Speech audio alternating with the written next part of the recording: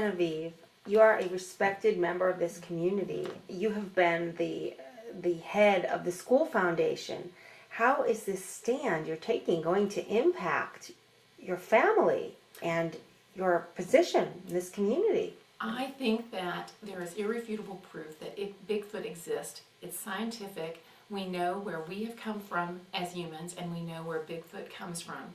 He is a member of the Gigantopithecus family, a branch of the orangutan family that we thought might have been extinct. Clearly it's not. There's irrefutable evidence that he is out there in hair samples, in tracks that we find, and also tree damage that couldn't possibly have been caused by humans or animals. I think that when you put all the evidence together, through the genealogy of the animal, as well as through what we've seen and found. So Gigantopithecus matches our DNA 94% of the time. I think when we see the hair samples and the scat samples that are out in nature that we have found, and we know this is irrefutable, you can't refute DNA, you can't refute the evidence that's found in nature. I think it's very credible. I believe it. I think everyone in the community will have to believe it. So what is your plan to do about the Bigfoot community that's like living in Portola Valley? It sounds like you really want to help them. And what does that look like? Well, I think once the animal knows that we aren't here to hurt it, that we are here to help it, we can embrace this animal in so many ways. We can create friendly environments for this animal. I think that being that it is descended from apes just as we are, it will have a lot of the same tendencies that we have. They do live in groups. We live in groups. If we can find one of the groups and immerse it into our community, our culture, I think this group will certainly flourish. And I think that we should do everything we can to find it and help that happen. I have an email from our local PV farm that says, if Bigfoot is living here and has property, indeed he has property, shouldn't Bigfoot have to pay property tax like the rest of us? Well, I think Bigfoot should be treated like any other person if we embrace him in our community. If he is a law-abiding, tax-paying citizen and part of our community, we should certainly have all of the rules that apply to us apply to this species. But I would like to tell you that I think that that's a long way off. We have got to get them here, and we've got to get them living and commuting with us, and welcome to our table, welcome to our house. And I think that without giving them some tax breaks, I don't think you can do that. I think that there's not a way to have a community if you don't give them, some special allowances until they get their foot in the door. That could be years and years. That would be a big foot in the... Perfect. You laugh. Couldn't help it. That's excellent. Another email. Bigfoot is living here. You're making an allowances that at some point in time it may be appropriate for Bigfoot to pay tax. Should the school and the town and the state have the obligation to educate Bigfoot offspring? Absolutely, yes. I think as long as everyone has a right to an education. I think that our children should learn about Bigfoot, our Bigfoot should learn about our children, and we should educate them together. I don't see any reason why that we can't coexist. I mean, it's the same thing as Homo sapiens and Neanderthals. I think it absolutely can happen, and I think the differences will only help our children.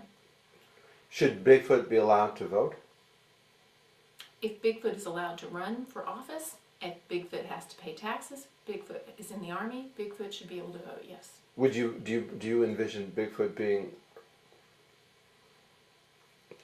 Is Bigfoot a Republican, a Democrat, Independent, Tea Party?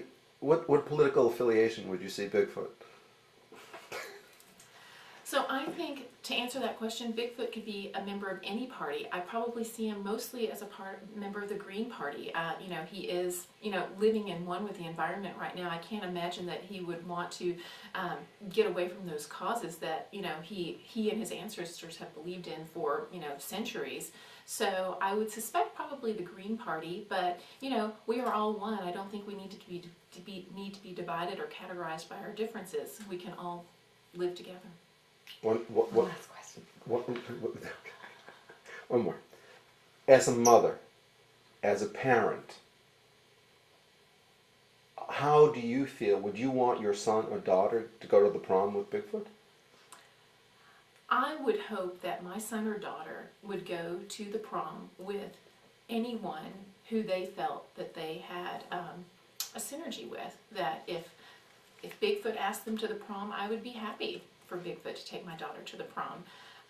I would hope that, and I hope I speak for everyone, that my children can be open-minded enough to know that it's not the way you look on the outside. These are feeling creatures, and if she can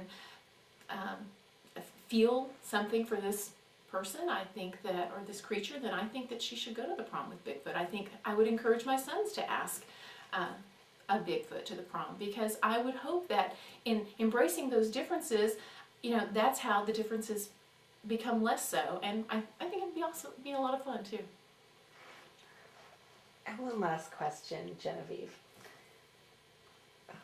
Oh, it's my question. Why do you think that this Bigfoot population has chosen Portola Valley? Why Portola Valley? Oh, why not?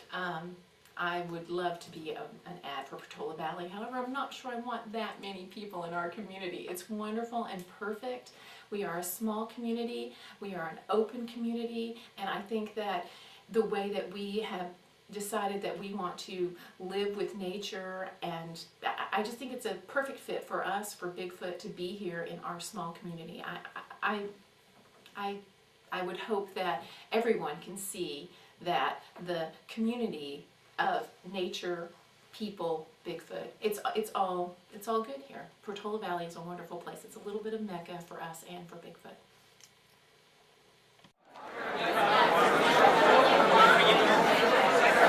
Let me read to you an email that we got on the PV forum about Bigfoot.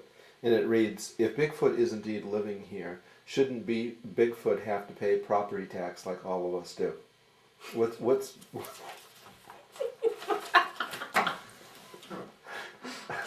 Now, I can actually hear someone say